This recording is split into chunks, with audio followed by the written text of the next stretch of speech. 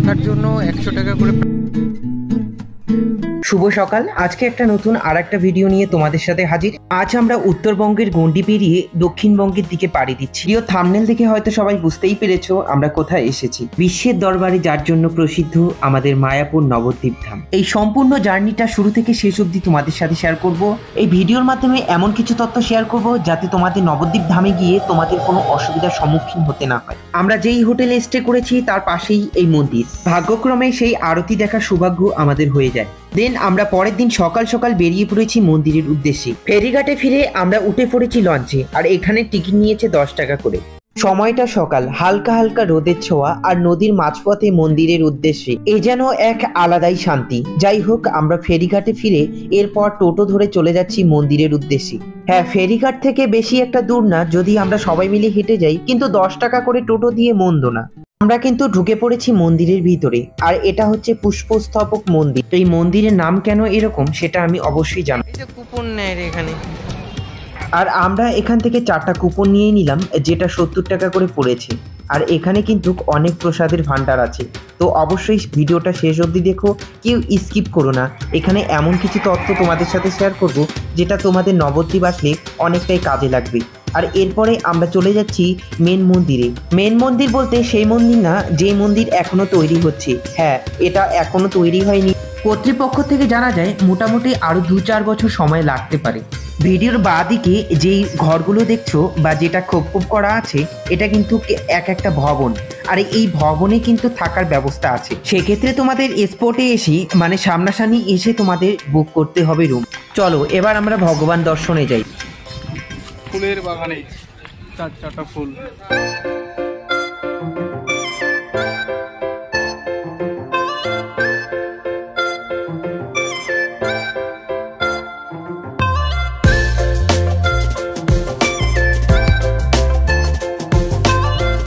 আমাদের পুজো কিন্তু কমপ্লিট হয়ে গেছে। ভাগ্যক্রমে আমি তোমাদের ভিডিওর ফটো কোনো কিছু শেয়ার করতে পারলাম না, যেহেতু এখানে মোবাইল কিন্তু সম্পূর্ণভাবে নিষিদ্ধ।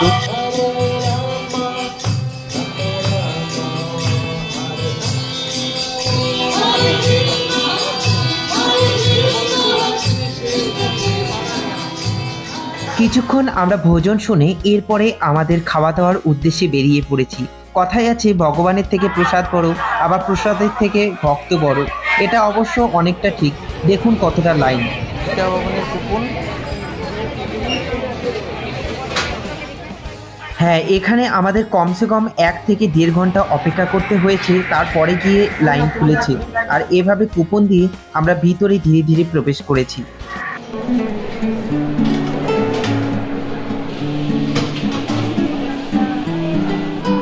এখানে সম্পূর্ণটাই ছিল বুফে সিস্টেম। এর দেন পরে তোমার লাগলে তুমি আবার নিতে পারো। এবার আমরা এখান থেকে বেরিয়ে চলে যাব নিমাইয়ের মাসির বাড়ি। আর এখানেই হচ্ছে সেই জায়গা যেখানে নিমাই স্নান করেছিল।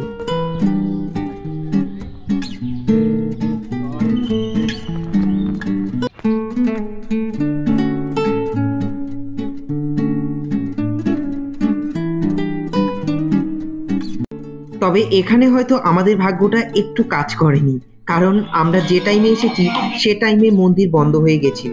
এরপর আমরা শ্রী চৈতন্য প্রভুর জন্মস্থান, যে বাড়িতে শ্রী চৈতন্য প্রভু জন্মগ্রহণ করেছিলেন, আমরা সেখানে চলে এসেছি। আর অপরূপ সুন্দর মূর্তি আমি তোমাদের সাথে শেয়ার করব।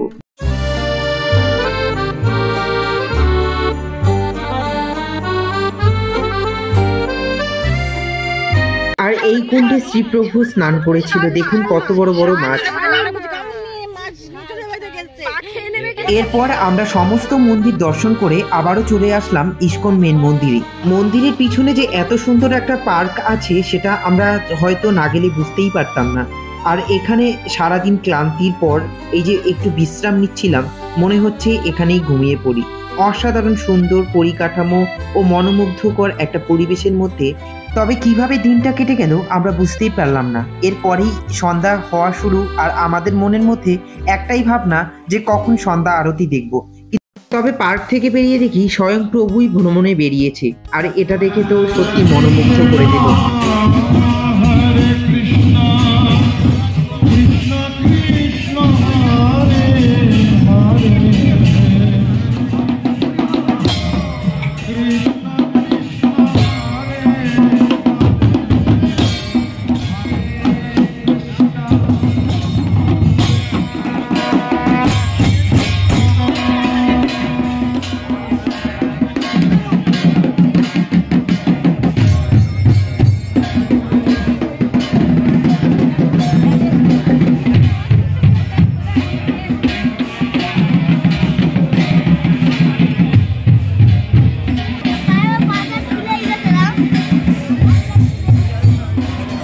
যতই সন্ধ্যা ঘনিয়ে আসছে মন কিন্তু টানছেই না বাড়ির দিকে।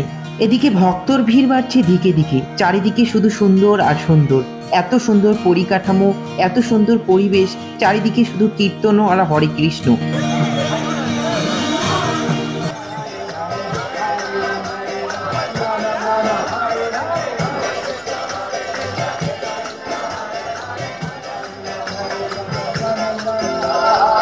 তবে আমরা এবার ফিরছি গোশালার দিকে। হ্যাঁ, এই রাস্তায় গোশালা আর এই দিকে কিন্তু শ্রুতি ভবন। আমি ভিডিও শুরুতেই বলেছি এখানে এই মন্দিরের ভিতরে অনেক ভবন আছে, যেখানে কিন্তু তোমরা ন্যূনতম প্রাইসে অনেক ভালো ভালো রুম পেতে পারো।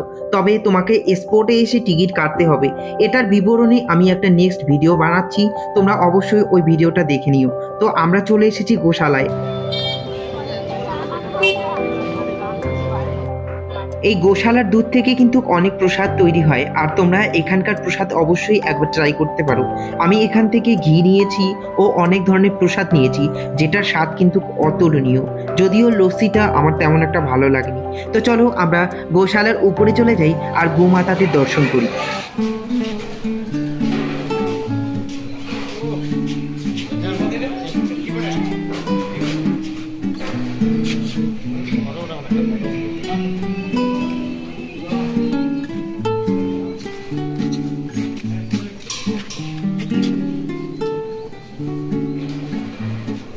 এখানে এসে গোমাতাদের জন্য তোমরা অবশ্যই দান করতে পারো। হ্যাঁ, ওদের দেওয়া খাওয়ারও তোমরা খাওয়াতে পারো, তবে অবশ্যই পারমিশন নিয়ে আর একটু সচেতন বা সাবধানে থেকে। তোমরা এখানে কম বাজেটের মধ্যে কোন হোটেল পাবে, কত টাকায় তোমরা হোটেল বুক করতে পারবে বা ফ্রিতে প্রসাদ গ্রহণ করতে পারবে, সেটার বিবরণে আমি নেক্সট পার্ট অবশ্যই জানাবো। ভিডিওটা বেশি বড় করব না, এখানেই ভিডিওটা শেষ করছি। নেক্সট পার্ট তোমরা অবশ্যই দেখো, আর ভালো লাগলে অবশ্যই লাইক এবং সাবস্ক্রাইব করো। এটা তোমাদের জন্য কিন্তু একদমই ফ্রি, কিন্তু এটা আমাকে এগিয়ে নিতে অনেক অনেক সাহায্য করে। তো চলো সবাই ভালো থেকো, সুস্থ থেকো, দেখা হচ্ছে নেক্সট ভিডিওতে। টাটা।